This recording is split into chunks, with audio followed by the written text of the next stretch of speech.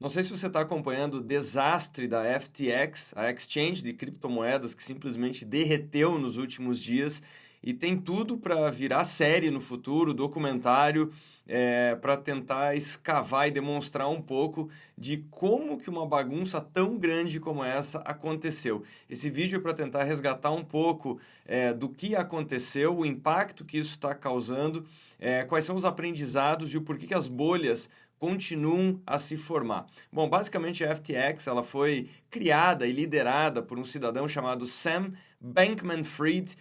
O Bankman chega a ser até engraçado, né? Porque seria o homem do banco aí. E ele foi considerado por muito tempo um gênio, né? Então a FTX alcançou cifras bilionárias de valuation, né? A fortuna pessoal dele era estimada em mais de 25 bilhões quando ele atingiu 30 anos. Então ele era um daqueles jovens super bem formados, em universidades incríveis nos Estados Unidos, um cara que falava, ele tinha um aspecto um pouco estranho, assim, a lá Elon Musk, mas ele sempre falava em grandes causas, né? Então ele falava que o propósito da vida dele era ganhar muito dinheiro e basicamente distribuir todo esse dinheiro por causas que valiam a pena, né? Então ele era considerado um Robin Hood moderno, muitos chamaram ele de o novo Warren Buffett e alguns chamavam a FTX de o novo JP Morgan, né? Então seria o JP Morgan dos nossos tempos. Bom, basicamente a empresa cresceu pra caramba, para variar, ela oferecia ganhos muito acima de outras empresas, né? Então, falando aí de economia americana, eles ofereciam mais de 15% ao ano de retorno, né? O que para os Estados Unidos é um número bastante alto. E é claro, fica muito fácil ver tudo isso depois que aconteceu, né? Mas era aquela velha história. Era um discurso muito charmoso, era uma empresa de tecnologia e basicamente o que ela fez ao longo do tempo foi emprestar a credibilidade de outras pessoas.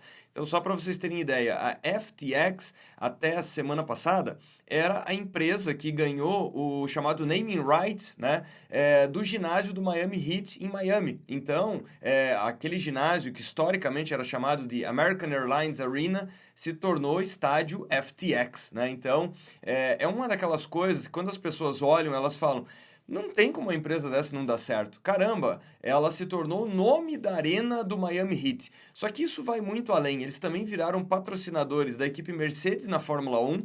Nesse final de semana, foi a primeira prova em Interlagos que a Mercedes correu sem o nome FTX no seu carro. E a lista de celebridades que participaram de ações de publicidade é extensa. Começar pelo Lewis Hamilton, da própria Mercedes, mas principalmente o casal, aliás, ex-casal, Tom Brady e Gisele Bündchen, né? Então, eles participaram de várias ações. Lembrando também que o Tom Brady chegou a anunciar que ele negociaria 100% do seu salário junto ao Tampa Bay Buccaneers na NFL para ser recebido em criptomoedas. E que ele também falava que ele pretendia quando chegasse o fim da sua carreira no futebol americano, colocar grande parte das suas reservas e da sua fortuna em criptomoedas com a FTX, porque afinal de contas era uma plataforma super segura. Sabe o que aconteceu nos últimos dias? Uma corrida aos saques, aquela clássica corrida que aconteceu em 29, que aconteceu lá Lehman Brothers nos anos 2008 e 2009, né, quando a empresa desapareceu. O que aconteceu foi o seguinte: vazou um relatório interno mostrando que a empresa estava basicamente insolvente. O que isso quer dizer? Quando uma pessoa investe numa empresa, quando ela deixa o seu dinheiro lá, quando ela deposita dinheiro, esse dinheiro não fica lá parado esperando ela, né? Então, como que as instituições financeiras ganham ainda mais dinheiro? Eles vão emprestar esse dinheiro para outras pessoas, eles vão alavancar isso em outros tipos de investimento e foi exatamente isso que aconteceu com a FTX. Então, basicamente, grande parte da grana que as pessoas acreditavam que estava na FTX foi para uma outra empresa do grupo chamado Alameda Research, né? E que essa empresa investia em ativos extremamente arriscados. Então, nessa semana teve uma publicação de um especialista falando o seguinte: basicamente as pessoas achavam que estavam investindo em criptomoedas e aí a FTX investia na Alameda Research em feijões mágicos, né? E aí descobriu-se que os feijões não eram mágicos e que eles não valiam trilhões de dólares. Então, é aquela velha estrutura de você assumir um risco muito grande. E uma outra coisa que apareceu foi que, na verdade, o Sam Bankman-Fried, ele estava num esquema, porque ele tinha mais de 130 empresas para poder fazer toda essa engenhoca financeira. Basicamente, num primeiro momento, descobriram que tinha desaparecido das contas da FTX US$ 1 bilhão, e depois foram descobrir que o número superava 10 bilhões de dólares, né? Então, dinheiro que foi parar nas Bahamas, onde a empresa estava sediada, que foi parar em outras subsidiárias, enfim, que foi parar em todo canto, mas basicamente não estava na FTX. E aí, o que aconteceu é que a Binance, que é uma empresa gigantesca de criptomoedas, uma outra exchange, avaliou comprar a FTX, né? Então o mercado ficou com muita atenção em torno desse caso nos últimos dias. E aí o que aconteceu é que a Binance deu para trás. Então, só para você ter ideia, o Sam chegou a anunciar que a FTX tinha sido comprada. E aí a Binance veio a público dizer o seguinte: negativo. Nós olhamos os números e nós não temos como salvar essa empresa. Essa empresa está destruída. Nós estamos dando um passo atrás e estamos dizendo não para o negócio. Porque a Binance tinha sacado, quando ela descobriu que a FTX estava basicamente insolvente, ela foi lá numa pegada e sacou 580 milhões de dólares. Aí todos os outros investidores viram esse movimento, ficaram assustados, foram tentar sacar também, e aí o que aconteceu? A FTX não conseguiu honrar com os saques. Por quê? Porque a grana não estava mais lá, ela estava alavancada em outros investimentos, né, principalmente na Alameda Research, e aí ela tentou resolver isso muito rapidamente. Especula-se que o Sam tentou inclusive vender uma parte grande da empresa para o Elon Musk, mas isso é boato, ninguém sabe se o Elon Musk declinou ou não. Mas o fato é que a empresa o Sam perdeu 94% da sua fortuna em 24 horas. Estima-se que essa é a mais rápida e mais brutal perda na história. E agora estão falando que, basicamente todas as empresas tiveram valor zero. Então elas têm agora um valor simbólico de $1, empresas que até semana passada valiam dezenas de bilhões de dólares. Então ele simultaneamente pediu recuperação judicial de todas essas empresas. E aí o que acontece é que quem tinha dinheiro lá, quem tinha dinheiro para receber, ou vai ter muita dificuldade para receber ou não vai receber nunca mais. E é por isso que o impacto prático disso é que você pega grandes investidores, como é o caso do Kevin O'Leary. Para quem não sabe, ele é um dos Sharks lá do programa, né, de investimento nos Estados Unidos, que tem a sua versão brasileira, né? O que aconteceu é que ele sempre foi um dos maiores advogados aí das criptomoedas. Ele falou o seguinte: para mim deu.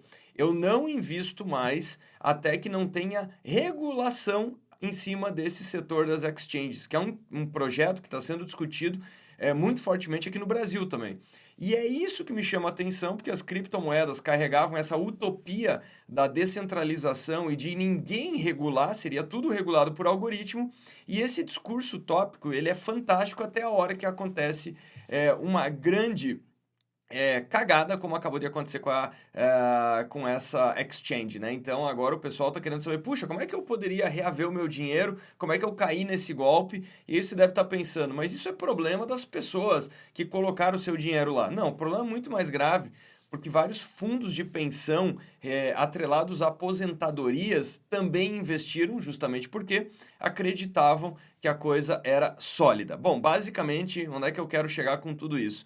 A empresa comprou alguns dos comerciais mais caros desse ano do Super Bowl, então ela usou da credibilidade de celebridades que não souberam avaliar que a empresa tinha tudo isso por trás. O Sam era um espertalhão que o tempo inteiro ele falava que ele era muito ligado à causa dos animais, que ele estava construindo essa empresa para basicamente distribuir os recursos e erradicar com doenças, que ele estava muito ligado à causa animal, com o seu veganismo, né? E que ele também estava muito preocupado com as grandes causas do mundo, né? Então todo mundo achava que ele era um cara super do bem. E agora, com os números um pouco mais expostos e o escândalo vindo à tona, sabe-se que a empresa se tornou uma das maiores doadoras de campanha dos últimos tempos, tanto entre democratas como republicanos. Ou seja, ela molhou a mão de muita gente, né? Ou seja, ela fez alguns apoios que possivelmente eram legítimos, mas agora está vazando documento atrás de documento que ela estava tentando interferir numa série de políticas para se beneficiar de uma forma ou de outra, né? Então, na verdade, o que aconteceu? Nada de novo. É o famoso emprestar confiança, você atrelar um discurso de grandes causas, que é uma coisa que um monte de startup está fazendo hoje, né? Então, é o famoso propósito e tudo mais. E aí, aquela crença de que dessa vez é diferente, né? Então, é porque você não está entendendo cripto, você não está entendendo Web3, você que não está entendendo metaverso, e aí parece que as pessoas ficam com uma certa vergonha de falar que algumas coisas estão de fato estranhas, sem falar na ganância, né, de ganhos que são irreais. E é por isso que toda vez quando me perguntam, bom, essa há de ser a última bolha, né? Porque agora aprendemos com tudo que aconteceu de ridículo, né? Dessa situação ridícula. E a minha resposta é, essa é a última bolha até que a próxima seja descoberta, seja estourada ou seja formada, né? Porque no final das contas isso aqui tem a ver com o julgamento das pessoas, é uma coisa muito mais profunda e isso não evolui tão rapidamente quanto a tecnologia, né? Então, uma grande bolha que envolveu muita gente. E para fechar esse vídeo, mande aí os seus comentários, o que vocês acharam dessa história toda da FTX. E para fechar, eu vou deixar com vocês 2 comerciais que agora se tornam absolutamente... parece que é uma premonição do que estava por vir, né? Porque o primeiro... comercial foi com o Larry Davis, né, o coautor do Seinfeld, né, aquela famosa série, aquela famosa sitcom, e o Larry Davis tem um histórico de criação de filmes e séries fantásticas, em que ele fala no comercial, né, não, eu não vou entrar nessa história de cripto, porque eu não acredito nessa e eu nunca estou errado, né? É curioso que a mensagem do comercial é quase uma premonição do que estava por vir, né? E o Larry Davis foi talvez um dos mais impactados, porque fala-se que toda a grana que ele ia receber pelo comercial e pelo uso de imagem estava em criptoativos dentro da própria exchange. E depois vou deixar o comercial do Tom Brady e da Gisele Bündchen ligando, né, uma brincadeira deles ligando para todo mundo, falando, olha, eu achei o próximo grande investimento, você está comigo, você entra, né? E aí todo mundo fala, claro, se eles estão entrando, eu também vou entrar, né? E foi exatamente isso que aconteceu com uma série de celebridades. Então fica aqui o alerta para a gente estar um pouco mais atento, desconfiar, né? Então vai por mim, isso aí vai virar série, vai virar filme daqui a 2 ou 3 anos. Um escândalo no mundo da tecnologia, derrubou as cripto e eu acho que o que vai emergir disso é um estágio de maturidade maior, uma discussão de que, sim, você precisa também ter determinados freios, né? Por mais que todo mundo queira que o futuro aconteça, é justamente quando acontece esse tipo de coisa que as pessoas aí querem um pouco mais de segurança e um pouco mais de resgate, né? Então, acompanhe a história... ela está se desenrolando ao longo dos dias e eu queria só fazer esse vídeo para dar um panorama geral do que aconteceu. I call it the wheel. I don't think so. What does it do? It rules. Yeah, so does a bagel, okay? A bagel you can eat. One of the worst ideas I've ever heard. Brother David, behold, the fork. I got 10 forks right here, baby! Am I right? Edison, can I be honest with you? It stinks. Like I was saying, it's FTX. It's a safe and easy way to get into crypto. Yeah, I don't think so. And I'm never wrong about this stuff. Never. What do you think? Are you in? You know what? I'm in. Let's call everyone. Hang on a minute. How dare you call this number? Okay, I'm in. Whatever. Who's that? That was my mom. I'm in. Hey, Arthur, I quit.